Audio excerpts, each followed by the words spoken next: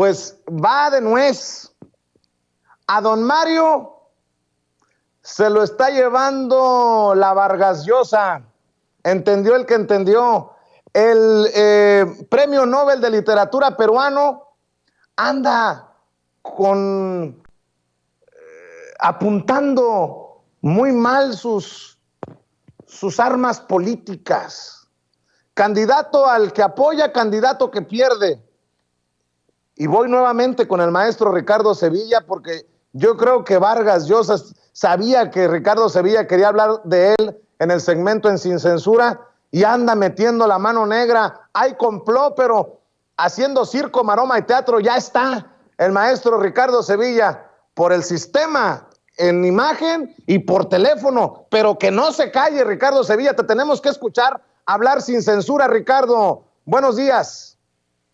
Buenos días, querido público memorioso. Vicente, no nos vamos a callar y vamos a estar hablando fuerte y clarito. Pues vamos a platicar un poquito de la caída de este personaje, de quien fuera un extraordinario ensayista y un notabilísimo narrador. Hay que remontarnos al mes pasado, apenas el jueves 25 de noviembre, el escritor peruano,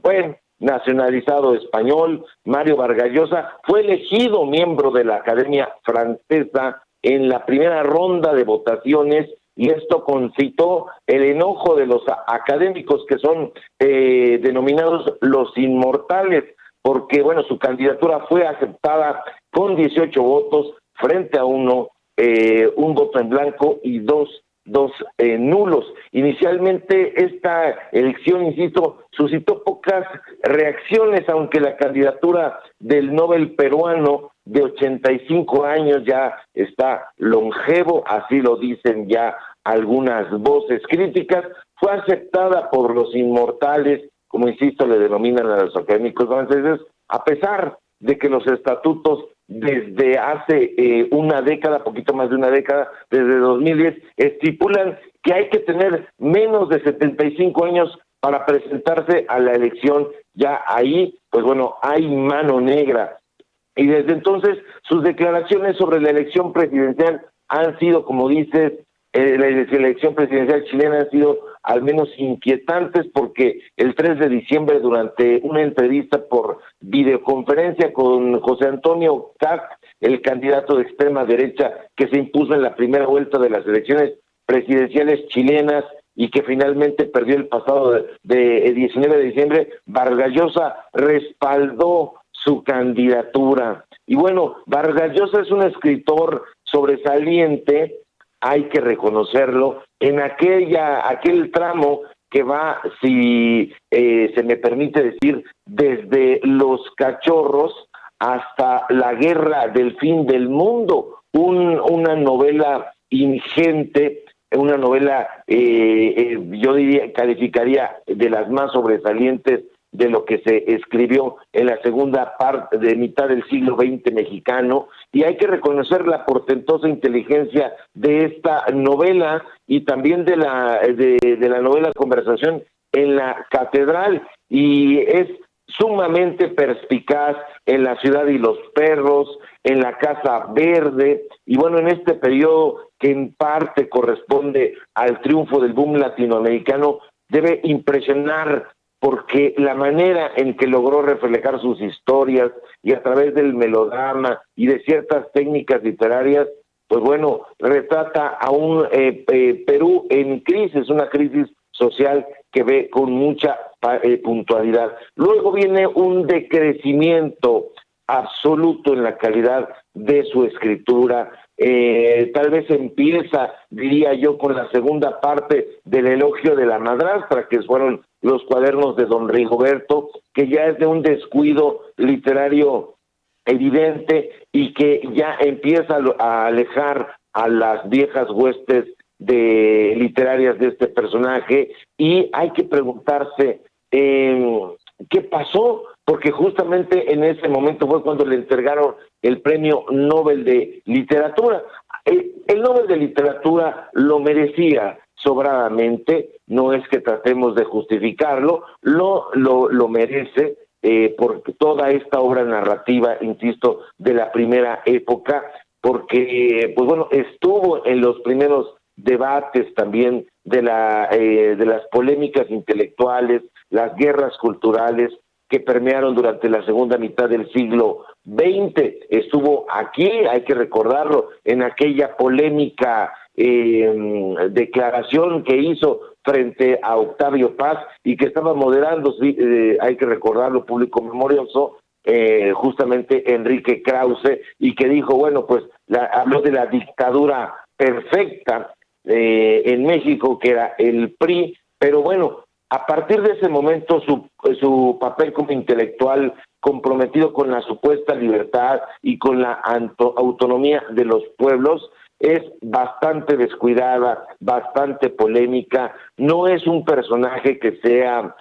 avesado en los temas de sociología, en los temas de ciencia política. Hay que compartir desde luego su rechazo a los socialismos militares de Latinoamérica por su dosis de atropello, una gran dosis de atropello y a la libertad de expresión y esta derivación hacia el totalitarismo, pero hay que distanciarse absolutamente de los elogios que le hace al neoliberalismo, que se pavonea como por todas partes, como si fuera un flagelo que se puede repetir en todos lados, y no es así. Esta simpatía por la extrema derecha latinoamericana es sencillamente execrable. Su apoyo a los Fujimori, esta familia involucrada en la violación de los derechos humanos, esta admiración por Álvaro Uribe, que incluso está haciendo una especie como de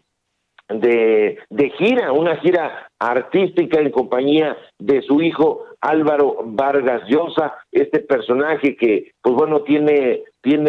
cartas credenciales de duque de la aristocracia, pues está apoyando a las más caducas, a las más regresivas castas políticas que tienen que generar un rotundo rechazo de parte de la mayoría. Y es una pena, porque yo me pregunto, ¿dónde está aquel Vargas Llosa que debatió acremente e inteligentemente con un premio Nobel alemán, como fue el caso de Günter Grass? ¿Dónde está el Vargas Llosa que nos convidó esas escenas extraordinarias en Quien mató a Palomino Molero? Ese personaje que estudió a Víctor Hugo, que estudió a Juan Carlos Onetti, ese personaje que acompañó en algún momento al premio Nobel colombiano, Gabriel García Márquez, ya no está, ya no se encuentra ahí. Ahora lo encontramos de la mano, sí, de la mano, del brazo, estrictamente, de personajes execrables como son Enrique Krause, como es Sergio Sarmiento, que precisamente ahorita que estaban hablando tú y Toño de Salinas Pliego, es quien le está pagando también buena parte de esta gira que está realizando. Ricardo Benjamín Salinas Pliego está detrás de esta gira que está realizando Vargas Llosa y su hijo Álvaro Vargas Llosa por todos lados, y este defensor del orden económico social que es necesario cambiar, pues está ahí delirante, ya de 85 años. Estamos inmersos en una crisis provocada por el modus operandi del capitalismo, del consumismo demencial, de la desigualdad social que este personaje no ha querido ver, y es decepcionante, es lamentabilísimo que un sujeto que nosotros leíamos con muchísimo entusiasmo, que en algún momento fue incluso pues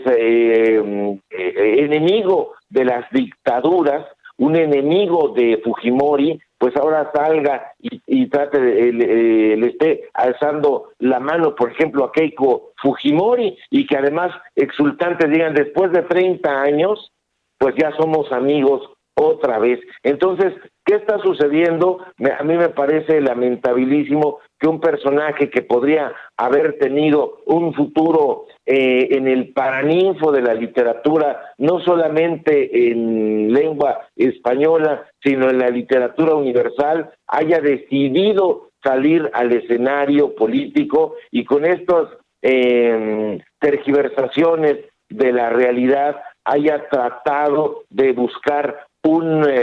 lugar entre los analistas políticos y se haya convertido en un sujeto demencial, un premio Nobel decaído, marchito, un personaje que representaba una literatura importante, un personaje que fue elogiado por Juan Marcé, este extraordinario escritor español, y que hoy está siendo repudiado, no solamente aquí en México, sino también en las Españas, llamémosle así, porque no solamente es en la España de lengua castellana, sino en Cataluña, sino en los países de lengua vasca. Entonces, este personaje ya no representa ningún tipo de respeto e insisto, es dolorosísimo. ¿Por qué? Pues porque hubo una generación que tuvo muchísimas esperanzas en lo que él estuvo aportando, fue representante junto con Julio Cortázar, con Juan Carlos Onetti, con el propio Carlos Fuentes, de esa generación del boom. ¿Dónde está ese personaje que retrató José Donoso en el obsceno pájaro de la noche? Ya no está, lo hemos perdido y hoy es tristísimo verlo sentado ahí en la FIL de Guadalajara, al lado de estos personajes corruptos, de Raúl Padilla, de Enrique Krause, de José Woldenberg, de Héctor Aguilar Camín. Es sencillamente repudiable y este es el descrédito en el que ha caído, y yo llamaría a los escritores que tienen una cierta respetabilidad dentro del mundo de la creación literaria, que se guarden sus opiniones políticas si no están bien sustentadas, porque corren el riesgo de caer en el descrédito como en el que ha caído Vargas Llosa, y del cual, desde mi punto de vista, ya no se podrá levantar, porque los lectores actuales y los lectores del futuro siempre van a recordar a este personaje que se puso del lado del neoliberalismo y le cerró las puertas al diálogo con la izquierda. Precisamente por eso, por muchos Vargas Llosa, porque eligió darle la espalda al pueblo, a la gente de a pie, mi querido Ricardo Sevilla. Ricardo, como siempre, también comprometidos con tus espacios, tus trincheras independientes, tus redes sociales. ¿Por qué no cerramos esta, por decirle de alguna manera, accidentada participación aquí en Sin Censura con estos sistemas que no tienen palabra de honor, estos sistemas digitales que a veces nos hacen quedar mal? Pero qué bueno que lograste junto con Ceci hacer posible este enlace, este segmento, como todos los días aquí en este espacio que también es tuyo. Claro que sí, querido Vicente, público memorioso, pues sigan apoyándonos pues para que continuemos en esta diferente opción informativa que ha sido atropellada, y se lo debemos precisamente esto que dices, querido Vicente, a estos atropellados sistemas que no tienen en efecto palabra de honor. Pero aquí estamos, síganos por favor en redes sociales, en mi Twitter, @SevillaCrítico, en Facebook, Ricardo Sevilla, así nada más, aquí en Sin Censura, de lunes a viernes, al filo del mediodía, poco antes, a las 11:30, no tenemos un horario delimitado porque los temas son bastante álgidos, pero aquí estamos con muchísimo gusto hablando sin censura. Síganos al rato, vamos a hacer un programa especial precisamente para hablar de la caída del neoliberalismo y de la caída de un personaje como es Vargas Llosa, allá en los datos duros. Nos vemos de 4 a 5:30. Fuerte abrazo a ti, querido Vicente, al público memorioso y a Ceci, que está ahí tras bambalinas, pero siempre dispuesta a dar su mejor papel. Un fuerte abrazo. Gracias, mi querido Ricardo Sevilla, coordinador de investigaciones especiales en Regeneración MX, hablando sin censura.